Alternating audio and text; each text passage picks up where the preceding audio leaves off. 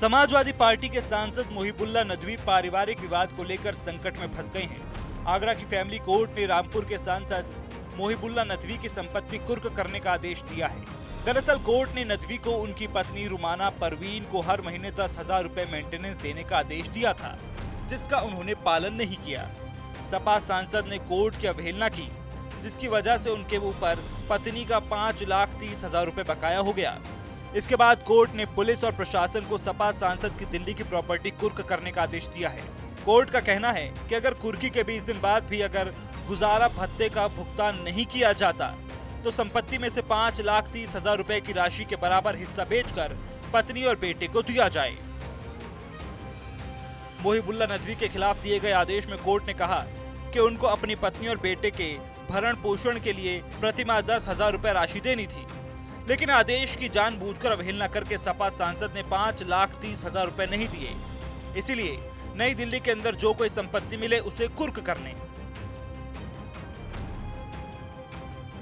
दरअसल सपा सांसद मोहिबुल्लाह नदवी की पत्नी रुमाना परवीन ने मारपीट और दहेज उत्पीड़न का मामला दर्ज कराया था, जो कि आगरा कोर्ट में विचाराधीन है। पत्नी ने कोर्ट से भरण पोषण के लिए मुआवजे की मांग की थी, जिसके बाद कोर्ट ने मुआवजा देने का आदेश दिया था, जिसका उन्होंने पालन नहीं किया। इतना ही नहीं, रामपुर लोकसभा सीट से सपा सांसद मोहिबुल्लाह नदवी के सांसदी पर भी तलवार लटक रही है। बीजेपी के पूर्व सांसद घनश्याम लोधी की तरफ से हाईकोर्ट में याचिका दाखिल की गई है, जिसमें उन्होंने चुनावी हलफनामे के दौरान गलत जानकारी देने का आरोप लगाया है। बीजेपी के पूर्व सांसद की तरफ से याचिका में कहा गया है कि सपा सांसद ने शादी की जानकारी से लेकर उनके खिलाफ चल रहे मुकदमे की जानकारी छिपाई है।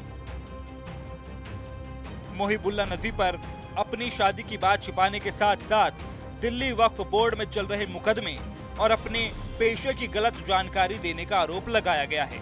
घनश्याम लोधी ने कहा है कि इस आधार पर मोहिबुल्लाह नदवी का निर्वाचन रद्द किया जाना चाहिए। बीजेपी के पूर्व सांसद घनश्याम लोधी की इस याचिका पर भी 21 अक्टूबर से सुनवाई शुरू हुई है।